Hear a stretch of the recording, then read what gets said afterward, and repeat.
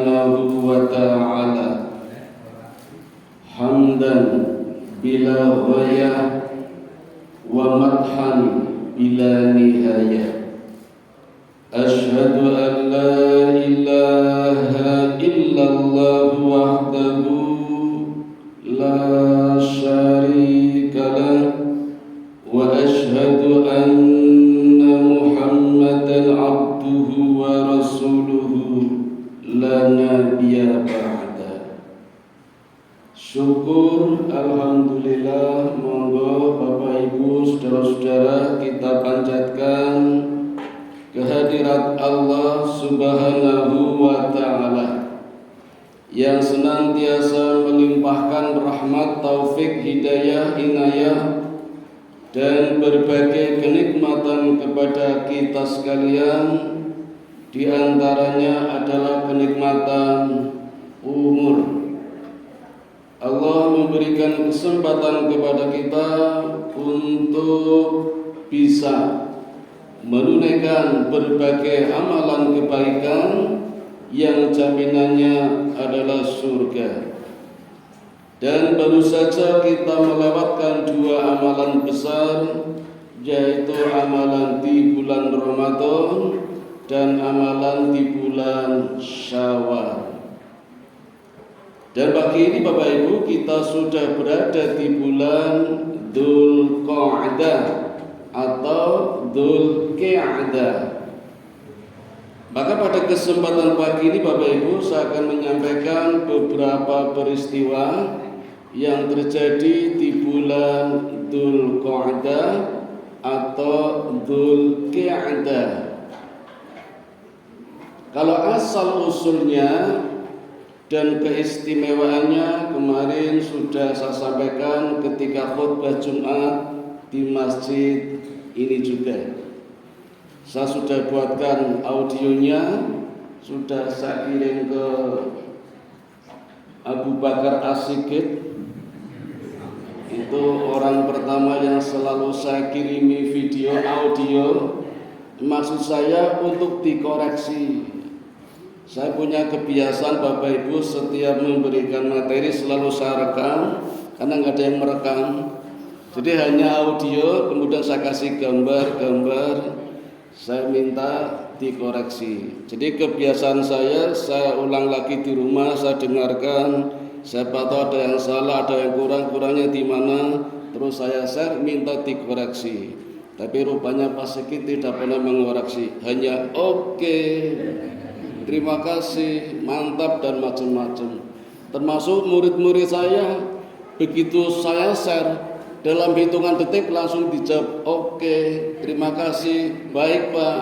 Saya yakin tidak didengarkan, karena durasi video saya sekitar 1 jam. Paling cepat 20 menit khutbah Jumat, baru 20 detik sudah baik Pak. Malah kemarin ketika saya mengirim video dengan tema keistimewaan Aisyah radhiyallahu anha, murid saya langsung komen, saya belum berkeluarga Pak.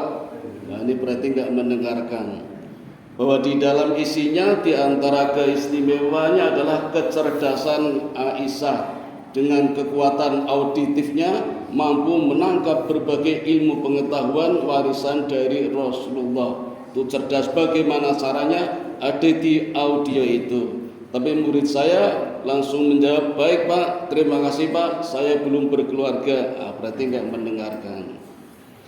Nanti kalau ada waktu Bapak Ibu saya baru kembali ke asal usul dan keistimewaan bulan Dzulqa'dah. Biar tidak jenuh saya menyampaikan mulai dari berbagai peristiwa yang terjadi di bulan Dzulqa'dah atau Dzulqa'dah. Peristiwa pertama yang terjadi di bulan Dzulqa'dah adalah peristiwa penyerangan Bani Quraidah yang terjadi di tahun 5 Hijriah. Berarti Rasul usia berapa Bapak Ibu?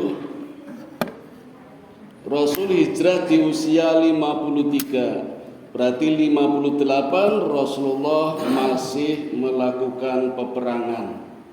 Kita sudah pensiun, jangankan peperangan. Motifnya apa Bapak Ibu? Bani Quraidah adalah salah satu Bani Israel, orang Yahudi yang tinggal di Madinah. Nabi Muhammad orang Mekah Bu, asli. Hijrah ke Madinah secara psikologis, kalau kita kan ora penak tuh numpang nggone wong liya. Dadi rada ngalah-ngalah. Maka orang yang tinggal di Madinah termasuk orang-orang Yahudi donggaya. Nah, itu ada 3, Bani Nadir, Bani Qainuqa, Bani Quraidah. 2 tahun sebelumnya Bani Nadir sama Bani Qainuqa sudah diusir oleh Rasulullah karena membuat hoak, membuat masalah. Nanti kalau pas perang Khandaq akan saya sampaikan. Ini cuplikannya saja Bapak Ibu karena butuh waktu 3 jam.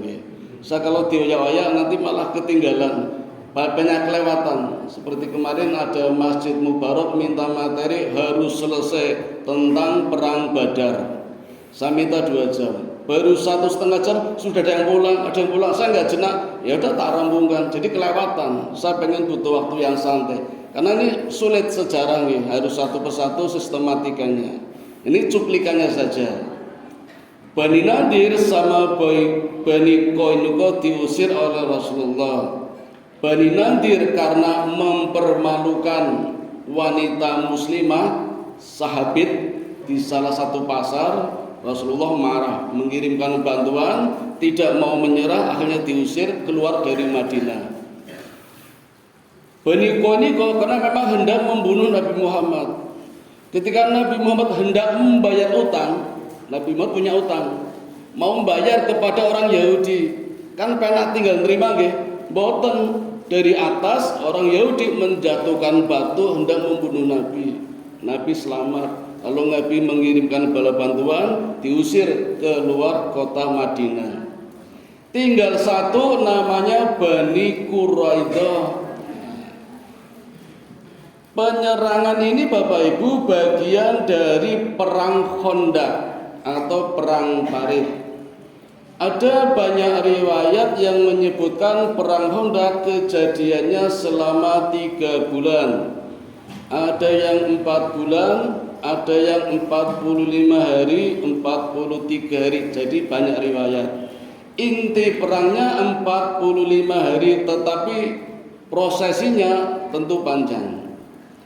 Nah, penyerangan Bani Quraidah itu bagian akhir dari perang Khandaq. Selepas zuhur, perang Khandaq sudah selesai. Sebenarnya sejak malam, tapi diselesaikan siang hari setelah zuhur, selesai, Rasulullah pulang.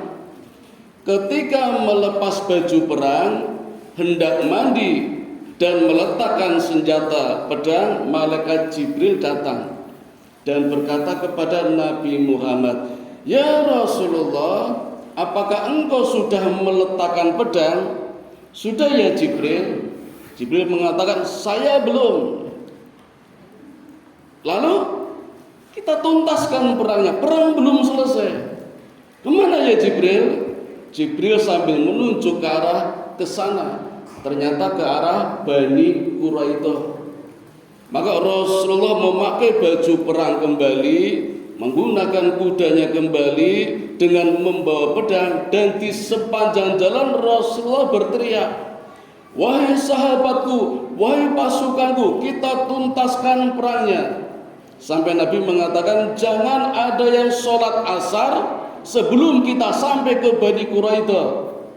Ada yang mengatakan jangan sholat duhur sebelum sampai di Bani Quraidah. Nabi sampai mengatakan begitu. Maka sepanjang jalan siapa yang mendengar teriakan Nabi selalu ikut, sampai terkumpullah pasukan sejumlah 3.000 untuk mengepung Bani Quraidah. Dan seumur-umur Bapak Ibu baru kali ini Rasul mengucapkan kalimat kata-kata yang kasar. yang mungkin kita tidak boleh menirukan, tapi sekedar contoh nggih, kula mboten saged persis menirukan, ning kasar.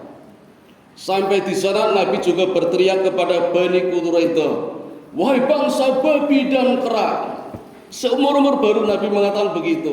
Saking marahnya mengatakan kepada Bani Quraidah, wahai bangsa babi dan kera. Ini bahasa kita munyuk nih dulu. Nah, lalu apa kesalahan mereka? Ada dua Bapak Ibu.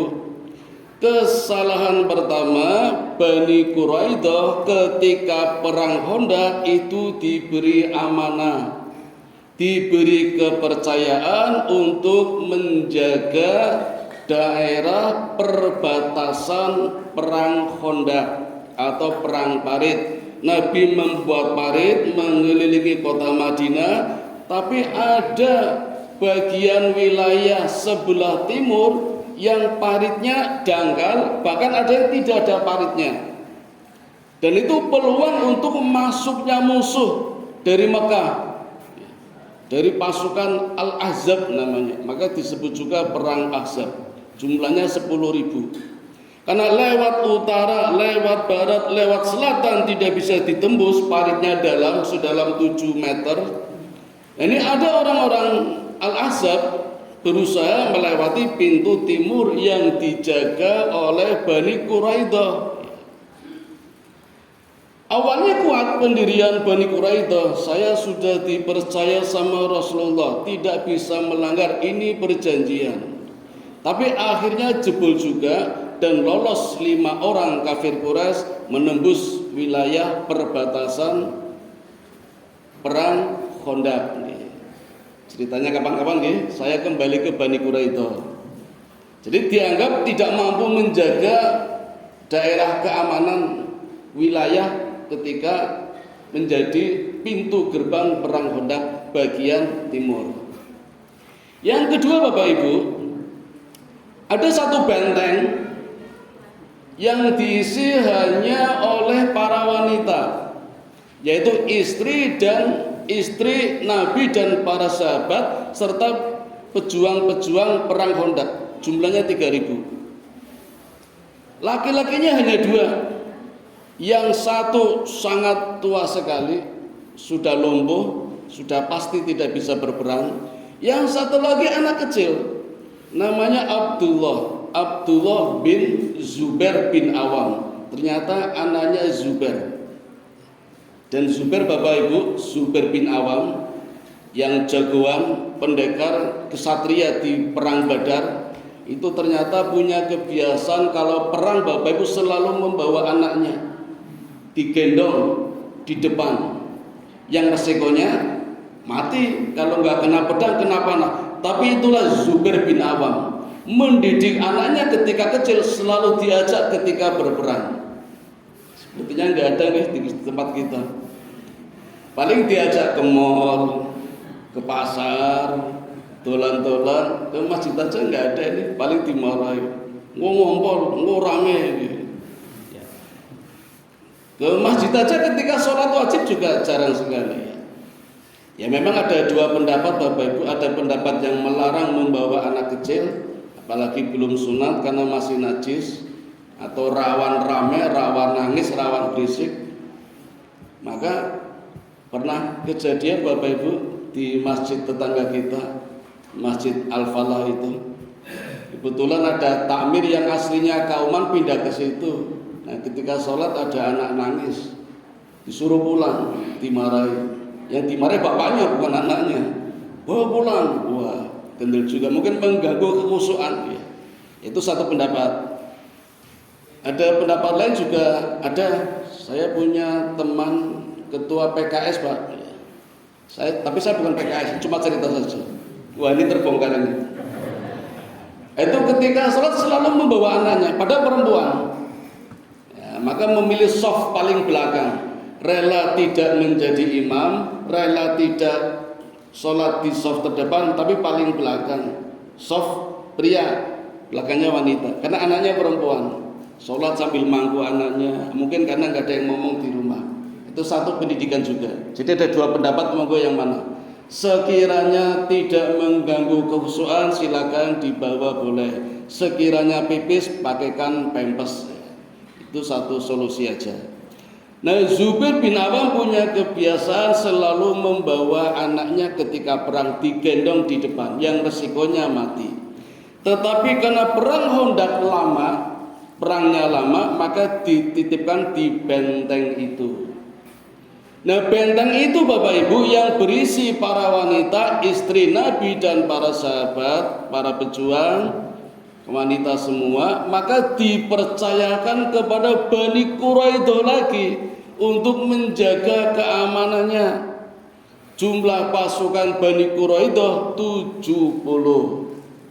Nah, Bapak Ibu, apa pelanggaran yang dilakukan Bani Quraidah? Sekali lagi ini juga ada unsur pihak dari luar, dari kaum Ahzab, terutama dari kaum Ghatafan yang jumlahnya 4.000, 40% dari pasukan Al-Ahzab sejumlah 10.000 yang dipimpin oleh Huyai bin Akhtab. Sakit nulis saya? Huyai bin Akhtab, itu tokoh Bani Quraidah yang keluar. Nah, kemudian manas-manasi, ya. Manas-manasi bagaimana caranya sampai meyakinkan kalau pasti, ya. Jadi memastikan kalau perang Khandaq ini pasti Muhammad kalah. Ngapain kamu tunggu benteng jaga? Jumlah kami 10.000, pasukan Muhammad hanya 3.000, bahkan 1.000 pulang. Bayangkan Bapak Ibu, pasukan Nabi 3.000 dan Nabi membolehkan siapa yang akan pulang silakan, karena lama dan lapar. Menggali parit sudah membutuhkan waktu lama untuk pertahanan perang. Maka ada 1.000 yang pulang sehingga tinggal 2.000. Maka orang kafir memastikan Muhammad pasti kalah. Maka kamu ya Bani Quraidah, kenapa masih menunggu benteng? Malam ini kita pesta. Bapak Ibu, kalau di satu benteng ada banyak wanita, kemudian Bani Quraidah mengatakan malam ini kita pesta, tentu tahu maksudnya nggih? Sudah paham? Karena banyak wanita. Maka salah satu orang Bani Quraidah, tokohnya Bapak Ibu, naik ke benteng. Kalau gambarannya 4 meter, tapi saya membuat ilustrasi terlalu pendek kalau 4 meter, 40 meter ya. Ada ilustrasi setinggi 40 meter. Nah, ketika pimpinan Bani Quraidah sejumlah 70 itu naik ke benteng setinggi 40 meter, terlihat oleh para wanita yang diandalkan harusnya laki-laki, tetapi karena sudah tua, sudah lumpuh, maka tidak ada. Kira-kira yang tampil siapa Bapak Ibu? Sofia. Bapak Ibu kenal Sofia? Ibunya Zubair bin Awam. Kalau Zubair bin Awam mendidik anaknya bernama Abdullah selalu diajak perang digendong, apalagi ibunya Zubair, tentu jagoan ini. Dan memang dari dulu Zubair bin Awam punya keberanian karena sejak kecil sudah dididik oleh ibunya yang bernama Sofia. Kalau malam hari hendak buang air, pipis, itu selalu di lapangan, kadang di hutan, kadang di gurun pasir, ya, sama ibunya. Terus Zubair ditinggal. Itu cara mendidiknya, Pak. Kan beda nih sama kita nggih. Sudah kamar mandinya di dalam rumah, ada juga di dalam kamar, masih diantar ibunya, ning diwedeni, hati ono pocong lho. Ada wedi kabeh cah saiki karo pocong pinter padahal enggak ada itu. Sofia tidak. Ibunya juga seorang jagoan. Maka dengan keberaniannya Sofia juga naik ke atas menyambut kedatangan laki-laki yang hendak mengintip. Apa yang terjadi Bapak Ibu? Langsung dipenggal kepalanya, kepala putus jatuh di tengah-tengah 70 Bani Quraidah. Maka orang-orang Bani Quraidah berpikir, ini yang naik adalah pimpinan kami, jagoan. Masa jatuh dipenggal kepalanya, gelundung itu. Ini mesti di dalam enggak cuma wanita ini, padahal wanita, Pak. Jadi mereka berpikir ini mesti ada laki-laki. Kalaupun wanita ini bahaya ini. Ya. Makanya mereka tidak jadi mengurungkan, karena betapa hebatnya benteng ini, pimpinan kami saja jatuh dengan kepala terlepas di penggal itu, maka tidak berani menyerbu. Tapi kejadian ini sempat didengar oleh Rasulullah. Maka ketika perang Bani Quraidah selesai, Rasul langsung meluncur dengan malaikat Jibril, diikuti pasukannya, menyelesaikan, menuntaskan perang Khandaq, diakhiri dengan penyerbuan kepada Bani Quraidah 70 orang. Bapak Ibu, Rasulullah selalu menawarkan, sebelum memberikan hukuman kepada Bani Quraidah, selalu menawarkan, termasuk kepada Bani Quraidah ini, hukuman apa yang engkau minta dan siapa yang akan menghukummu. Orang-orang Quraidah tahu, Pak, kalau nanti Nabi Muhammad yang menghukum, pasti hukumannya adalah mati karena berkhianat. Musyrik, munafik, diberi kepercayaan, berkhianat, yang resikonya istri Nabi dan para sahabat meninggal semua. Maka ketika Nabi menawarkan, Bani Quraidah nawar, ya Rasulullah, yang menghakimi kami jangan panjenengan, tapi dari kelompok kami. Baik, kata Rasul, siapa yang kau pilih? Ternyata mereka memilih Sa'ad bin Mu'ad, orang asli Madinah dari golongan suku Aus, orang nomor 1, terkaya, terhebat dan pemimpin, yang ketika perang Khandaq terluka, Pak, dan dirawat di masjid oleh para, kalau tempat kita PMI, termasuk ada wanitanya. Jadi Nabi membolehkan wanita merawat laki-laki. Itu yang jadikan dasar kenapa laki-laki boleh berobat di rumah sakit, dirawat oleh perempuan, dan sebaliknya perempuan hamil melahirkan oleh dokter laki-laki juga boleh. Karena alasannya ini, ya, salah satu alasannya ini. Walaupun sakit, Sa'ad bin Mu'ad tetap berangkat memenuhi permintaan Bani Quraidah untuk memberikan hukuman apa yang pantas. Orang-orang Bani Quraidah sudah senang, Bapak Ibu, karena yang akan menghukum adalah orang kami sendiri, sama-sama orang Madinah. Tapi ternyata apa yang terjadi, Bapak Ibu, hukuman yang diberikan kepada 70 orang Bani Quraidah yang disampaikan oleh Sa'ad bin Mu'ad, ternyata hukumannya adalah hukuman mati. Jadi mereka kecelek, dan satu-satu itu baris dipenggal satu-satu, dan sebelum dipenggal selalu menawarkan, baca syahadat. Kalau engkau baca syahadat, selamat, kami tidak jadi membunuh, artinya masuk Islam. Tapi nggak ada, Pak. Inilah orang Yahudi. Nggak, iya, apa kata mereka? Lebih baik kami mati daripada masuk Islam. Kan kemaki itu, Pak. Padahal kalau mau membaca syahadat selamat, tidak dibunuh. Bahkan kalau pura-pura saja pun nggak konangan, Pak. Mereka nggak mau pura-pura, milih matinya. Itulah orang-orang Yahudi itu, seperti itu. Maka hari itu terjadi hukuman pembunuhan kepada 70 orang Yahudi dari golongan Bani Quraidah.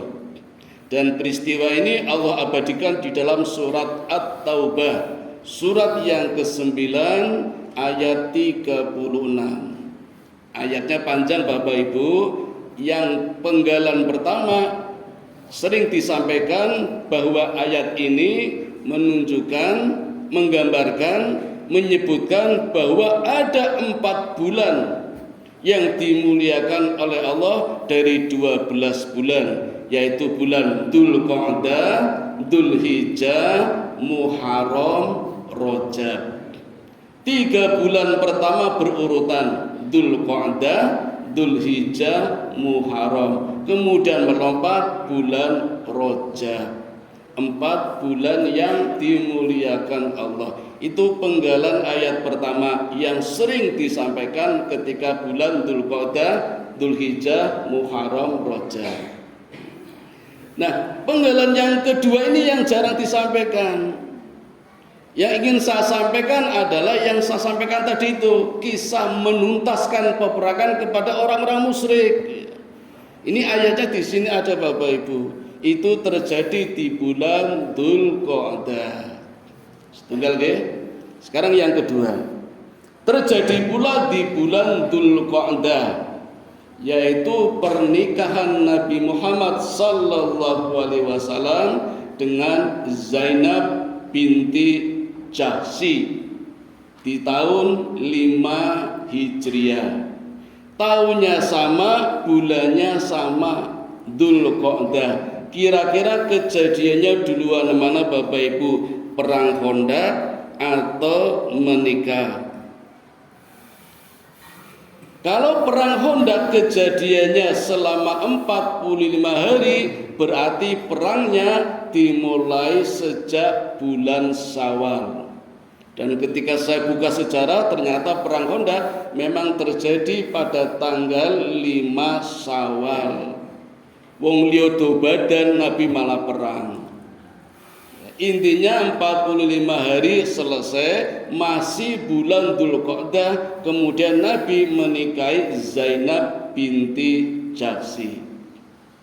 Bapak Ibu, ini sebenarnya pernikahan yang bermasalah. Apa masalahnya? Zainab binti Jahsy Bapak Ibu itu istrinya Zaid bin Harisah.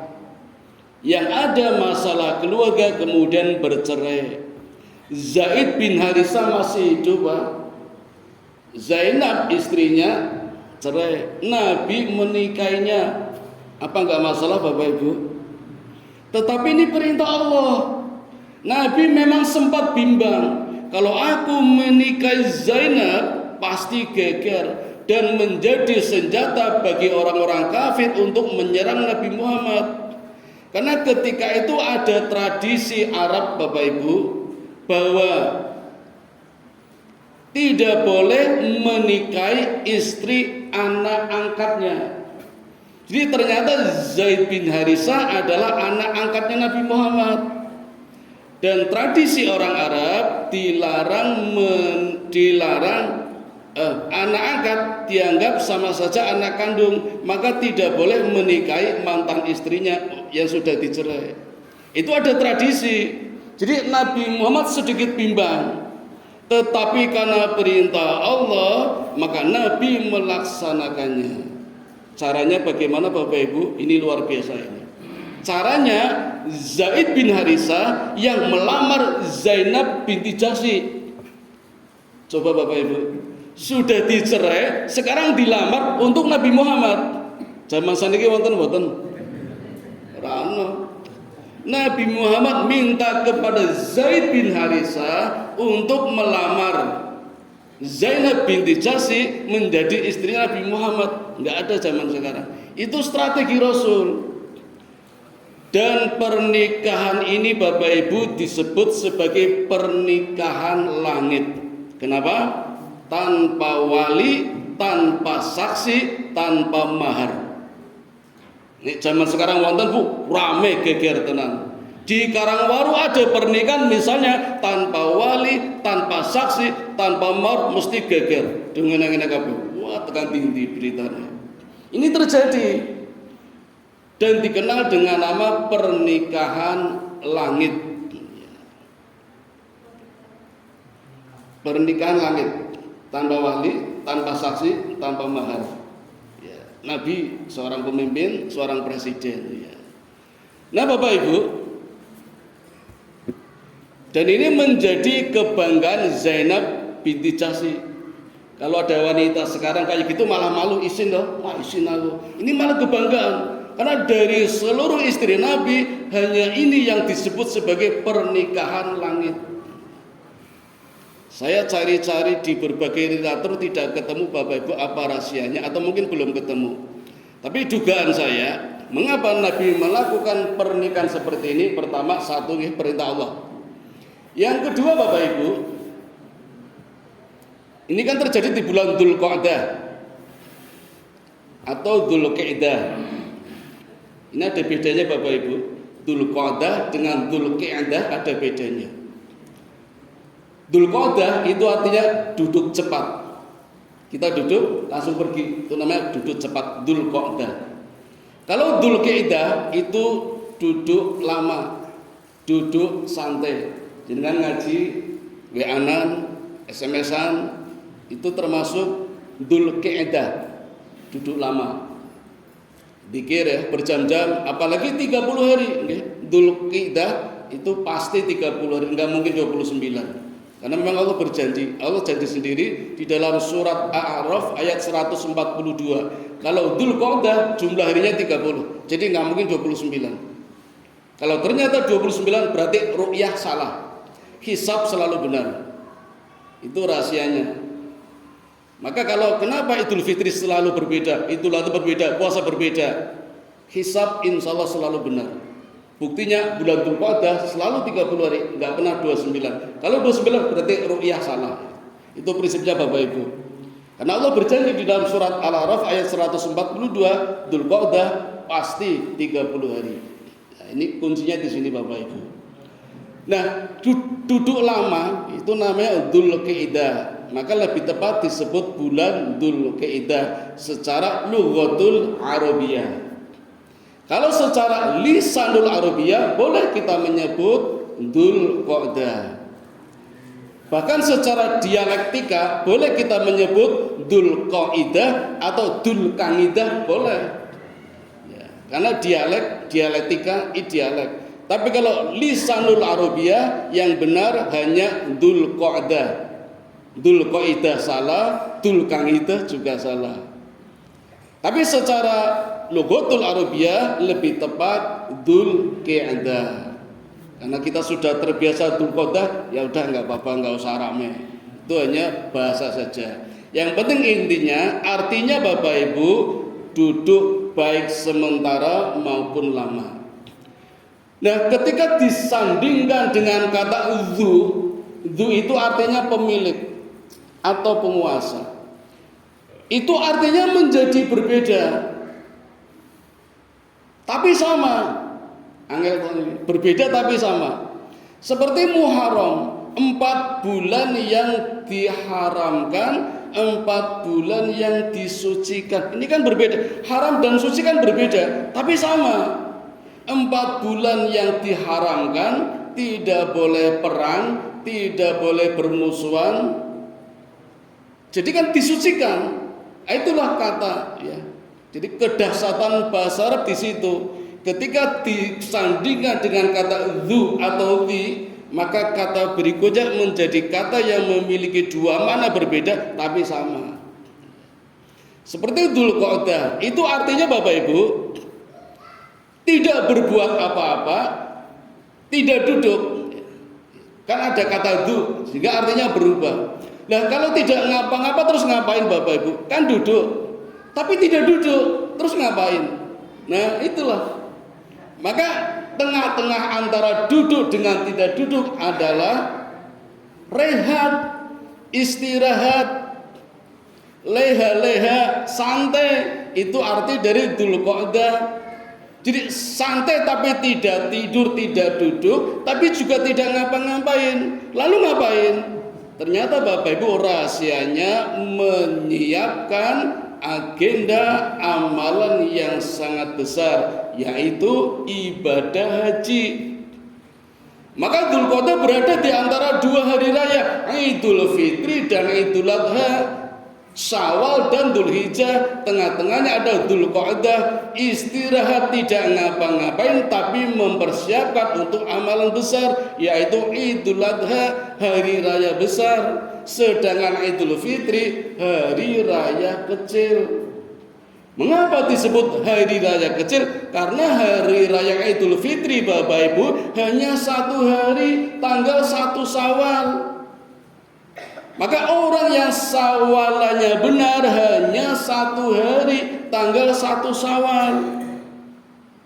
Kalau orang sawalannya lebih dari 1 hari, tengah-tengah sawalan masih sawalan, bahkan di akhir sawalan masih sawalan, itu namanya bukan sawalan, halal bihalal. Ini bedanya Bapak Ibu. Karena sudah terkontaminasi oleh ajaran penjajah, oleh modernisasi dan westernisasi. Maka kita lihat halal bihalal, kadang yang hadir tidak cuma orang Islam, banyak agama lain. Itu bukan sawalan, halal bihalal, orang lain juga dihalalkan. Yang paling parah Bapak Ibu, lebaran. Wis lebar, lubar, bubar, bubar tenan. hasil pendidikan kita di bulan Ramadan bubar kabeh, wis rano tarawih, ya rano, wis rano tahajud, wis rano tadarus, bahkan nek ono tadarus mungkin dirasane tanggane Pak. Iki bar Isya alih kok ono tadarus, wis rampung to posone to, wis ono tadarus malah dirasane. Padahal enggak ada masalah, harusnya diteruskan. Nek isin yo nang omah dhewe-dhewe. Karena kemarin baru latihan. Kemarin latihan zakat, latihan sedekah, sekarang actionnya berbagi. Itu kemarin baru latihan.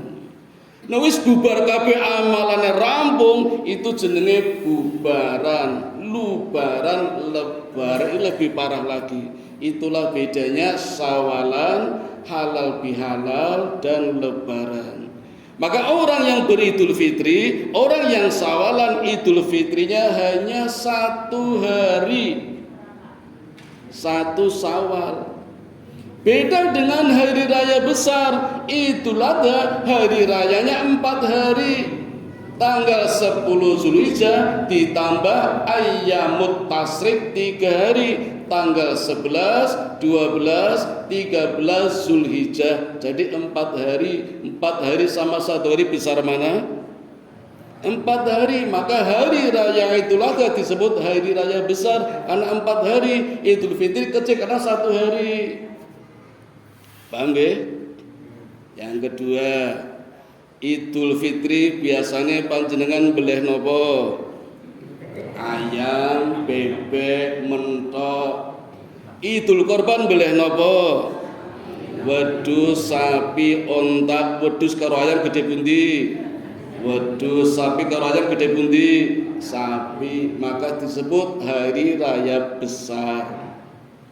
Idul Fitri cilik mang belah ayam apa? Maksudnya Bapak Ibu, yang kecil tidak perlu dibesar-besarkan, yang besar tidak boleh dikecilkan. Konsep kita sering terbalik, ketika Idul Fitri dibesar-besarkan, Idul Adha yang harusnya dibesar-besarkan kadang tidak mampu. Contoh, Idul Fitri persiapannya luar biasa. Baru puasa 1 hari sudah siap-siap menyambut Idul Fitri. Apalagi menjelang Idul Fitri, poso kurang rong dina wis seneng banget. Ki meh rampung ya. Wis duwe klambine rurung. Waduh borong baju baru berapa setar. Ngapunten nggih, terutama ibu-ibu di kampung sana, kampung lama. Sini mboten. Nek bapak-bapak, wah trimo Pak nggih. Kula niki 7 tahun ora ganti niku. Nek ibu mboten ganti. Mboten apa-apa, memang mungkin nalurinya seperti itu ya. Tapi yang berlebihan ketika apa-apanya harus baru. Mungkin rumahnya harus baru, dicat lagi, HP-nya baru, mobilnya baru, motornya baru. Waduh, sangat berlebihan. Sampai ketika Idul Adha yang harusnya anggarannya besar tidak bisa dihabiskan ketika Idul Fitri. Boleh Bapak Ibu, asal ketika Idul Adha anggarannya tidak habis karena Idul Fitri. Karena Idul Adha kita punya anggaran besar Bapak Ibu. Idul Adha punya anggaran besar. Allah duwe gawe yang sangat besar. Allah mengundang kita semua yang kaya-kaya untuk naik haji langsung di Mekah ketemu Allah. Dan anggarannya minimal 40 juta. Minimal deh. Saya pengen cepat 200 juta. Kemarin usia tertua 119 mengalahkan yang 103 jamaah haji tertua. Mbuh nabunge pinten tahun niku? Kata Ma'ruf Amin Bapak Ibu, kalau pengen naik haji, anak baru lahir segera didaftarkan. Nanti setelah ini baru bisa haji. Makanya mulai sekarang nabung Bapak Ibu. Alhamdulillah kalau nggih mulai nabung, kemarin tak tengok baru dapat 50.000. Lumayan, so nambah-nambah sewu. Untuk yang tidak begitu kaya, Allah juga mengundang kita menjadi sohibul. Minimal 3 juta, kambing boleh, sapi boleh. Itu undangan Allah. Nah, kalau kemarin Idul Fitri sudah dihabiskan, kemudian Idul Adha kita kehabisan dana, tidak bisa sohibul, tidak bisa haji, ya ini orang nyalake ora apa-apa, kadang nyalake awis entek pas Idul Fitri. Nah, itu salahnya di situ. Maka Idul Fitri sebenarnya nggak perlu besar-besar Bapak Ibu, anggarannya kecil-kecil saja. Ya paling banter kupat, paling banter nggih. Maka Idul Fitri sering disebut dengan nama bodo kupat. Kupat niko tidak cuma ngaku lepat, tapi laku papat. Ada 4 laku, ada laku yang harus dilakukan jumlahnya papat, maka disebut kupat. Dan 4 laku ini dapat diselesaikan dalam 1 hari. Di bulan Syawal, tanggal 1 Syawal, 4 laku ini selesai 1 hari. Takbiran, zakat, sholat id, silaturahmi, rampung Bapak Ibu. 1 Syawal Idul Fitri. Maka ada tradisi para wali dulu, para kiai dulu menyelesaikan 4 laku ini dalam 1 hari. Maka di hari kedua mulai puasa Syawal 2, 3, 4, 5, 6, 7 Syawal. Boleh memang puasa Syawal di tengah-tengah bulan Syawal atau di akhir bulan Syawal, tetapi sunnahnya 6 hari berturut-turut mulai hari yang kedua. Rampung Bapak Ibu. Wah banyak tamu ya maklum karena belum tradisinya. Kalau sudah tradisi enak Bapak Ibu. 6 hari berturut-turut mulai tanggal 2. Maka pas kalau Nabi mengatakan barang siapa berpuasa Ramadan ditambah puasa Syawal 6 hari sama dengan puasa selama 1 tahun. Bagaimana bisa? Man jaa bil hasanati falahu asru amsaluha. Barang siapa berbuat baik, barang siapa berpuasa 1 hari, maka nilainya 10 hari. Ramadan 1 bulan dianggap 30 hari, kalikan 10 berapa Bapak Ibu? 300. Setahun 360 hari, sudah diambil Ramadan 300, tinggal 60. 60 dari mana? Syawal 6 hari kalikan 10, 60. Pas Bapak Ibu. Maka orang yang berpuasa Ramadan ditambah Syawal 6 hari sama saja berpuasa selama 1 tahun. Ngaten Bapak Ibu. Ya. Dan ini memang ajaran Rasulullah, ajaran para wali.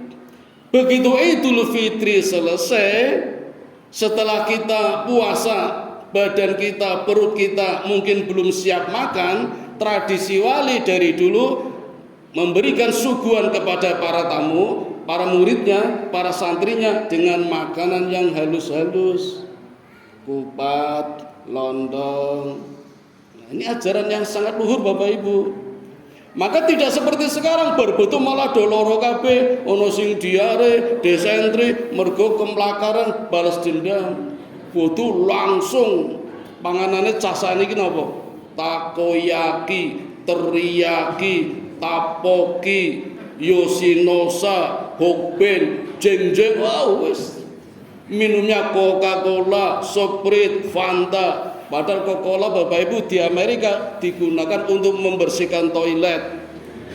Diombe yo mules-mules doloro kabeh bar bodho mergo balas dendam. Wali Nabi dulu mengajarkan yang halus-halus, menghormati perut. Maka kadang suguhannya kupat, lontong, santen, lepet. Itu isyarat dan syarat Bapak Ibu. Negara kita terlalu lama dijajah oleh penjajah.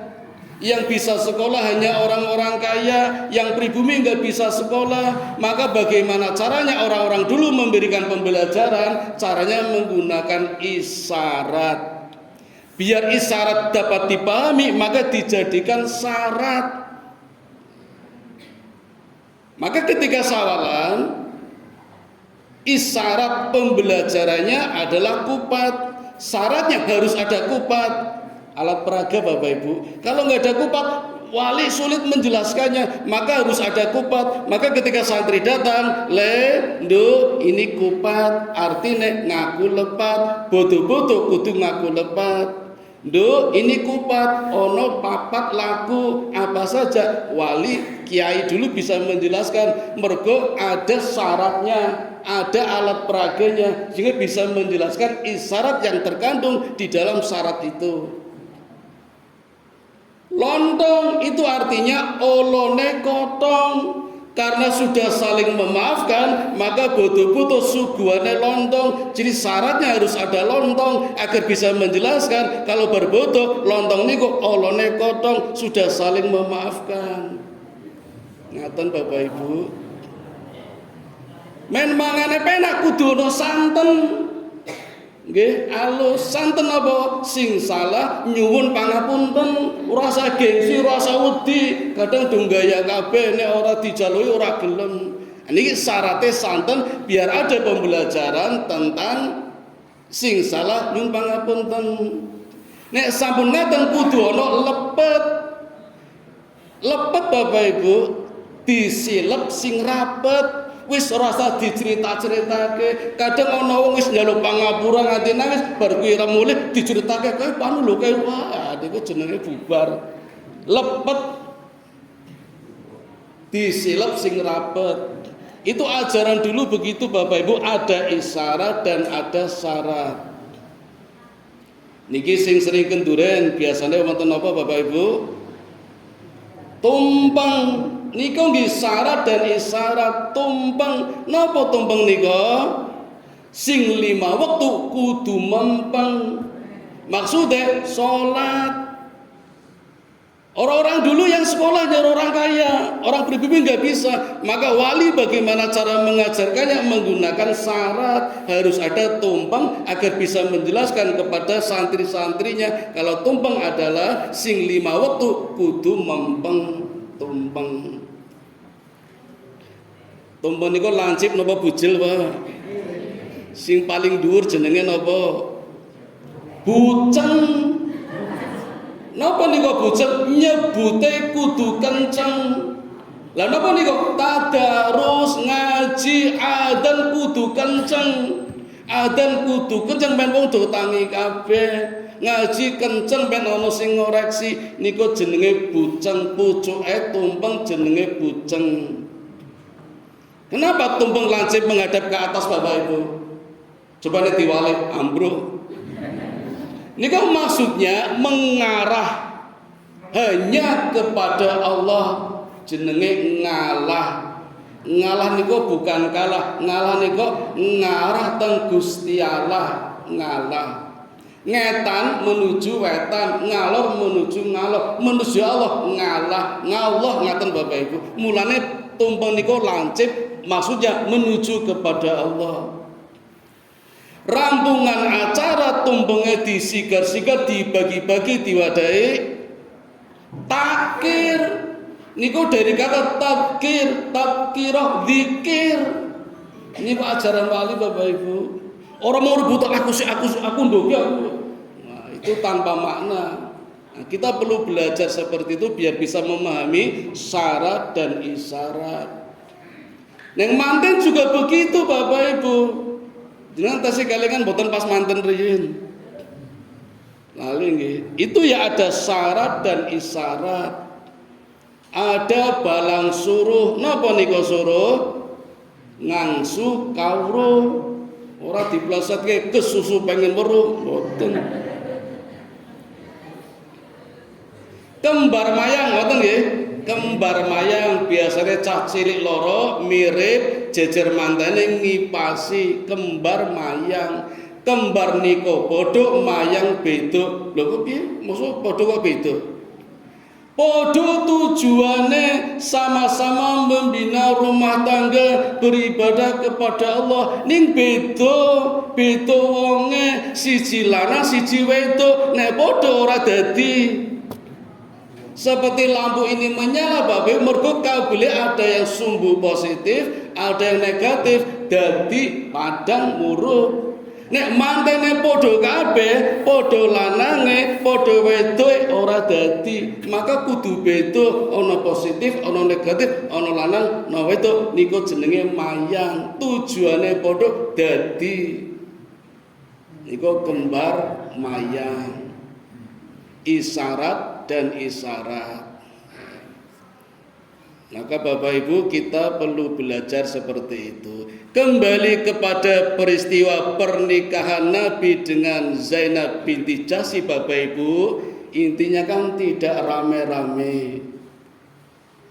Nah ini karena bulan Dzulqa'dah, bulan yang dipersiapkan untuk ibadah haji yang anggarannya besar, maka di bulan Dzulqa'dah enggak perlu besar-besar. Yang penting sah. Maka pernikahannya disebut pernikahan langit. Sehingga Bapak Ibu ngapunten nggih, resepsi itu hukumnya tidak wajib. Yang wajib walimah. Resepsi Bapak Ibu hukum asalnya adalah mubah. Boleh-boleh saja. Ketika disandingkan dengan kemanfaatan, maka bisa menjadi sunnah, tapi tidak bisa menjadi wajib karena sudah ada walimah. Andai saja tidak ada walimah, bisa menjadi wajib statusnya, tapi karena sudah ada walimah, paling banter menjadi sunnah. Ketika disandingkan dengan kemadharatan, disandingkan dengan kemaksiatan, maka resepsi bisa turun statusnya menjadi makruh, bahkan bisa menjadi haram. Itu resepsi Bapak Ibu. Apapun resepsinya termasuk pernikahan.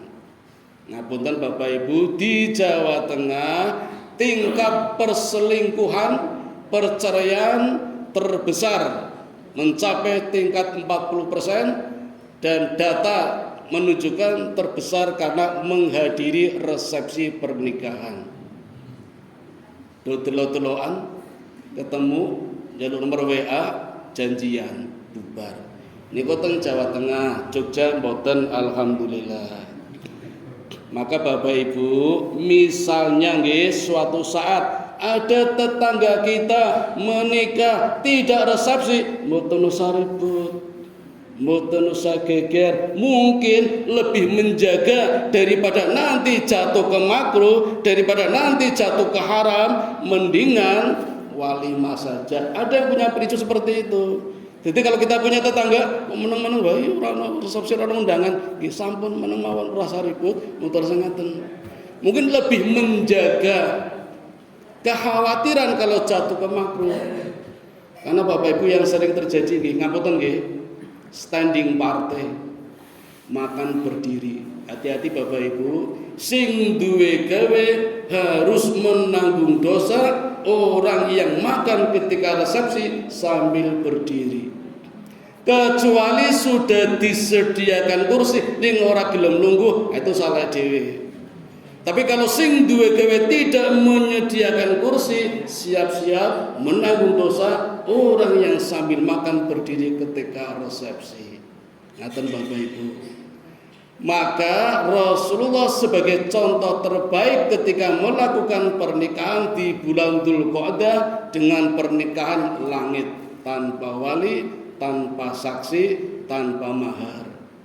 Tapi kita juga perlu meniru kemaslahatan. Syukur mahar ada, wali ada, saksi ada, ning boten rame-rame. Apalagi Bapak Ibu ada yang berpendapat ojo duwe gawe ketika Allah punya gawe. Niku jenenge nyaingi gawene Gusti Allah. Lah kapan gawene Gusti Allah? Ya sekarang ini Bapak Ibu. Menjelang Idul Adha sampai tanggal 13 Zulhijjah. Jadi kalau mau punya gawe, kalau bisa setelah tanggal 14 Zulhijjah, sak rampungnya Allah duwe gawe. Kalau sekarang masih agak lama nih, boleh-boleh saja enggak apa-apa nih, kalau perlu enggak usah rame-rame. Disiapkan untuk besok pas Idul Adha. Kecuali kalau memang ada anggarannya silakan, tidak apa-apa. Itu dugaan alasan ya, kenapa Nabi melakukan pernikahan seperti itu yang terjadi di bulan Dzulqa'dah. Kali ya, peristiwa Hudaybiyah, yang kedua peristiwa menikahnya Nabi dengan Zainab binti Jahsy. Hampir 1 jam, sampun apa lanjut? Sampun nggih? Masih ada 3 peristiwa lagi. Insya Allah kapan-kapan nggih. Yang terjadi di bulan Dzulqa'dah, perjanjian Hudaybiyah, haji wada, satu lagi diangkatnya Musa menjadi rasul. Diangkatnya Nabi Musa menjadi rasul. Jadi Musa diangkat menjadi nabi, setelah selang beberapa tahun diangkat lagi menjadi rasul. Itu terjadi di bulan Dzulqa'dah, menerima papan Taurat sejumlah 320 perintah Allah. Ketika Musa diangkat jadi nabi, itu menerima 10 perintah Allah. Setelah diangkat jadi rasul, menerima 320 perintah Allah, bentuknya papan Taurat. Sama dengan Nabi Muhammad, diangkat jadi nabi ketika usia 40. 3 bulan kemudian diangkat menjadi rasul, itu Nabi Muhammad. Ibrahim juga usia 40 tahun. Nah, yang sejak kecil diangkat jadi nabi itu Nabi Yahya. Pun insyaallah kapan-kapan bila ada waktu lagi kami lanjutkan dengan kisah-kisah peristiwa yang terjadi di bulan Dzulqa'dah. Syukur ada yang menyampaikan yang lain. Sekiranya kami sampaikan tadi sudah ada yang menyampaikan, mudah-mudahan tambah apa, nek dereng alhamdulillah tambah ilmunya. Kalau misalnya sudah ternyata beda, ikuti yang lain, jangan saya nggih. Ngaten Bapak Ibu yang dapat kami sampaikan, mohon maaf kalau ada kekeliruannya, mohon koreksinya. Saya kembalikan kepada pembawa acara. Assalamualaikum warahmatullahi wabarakatuh.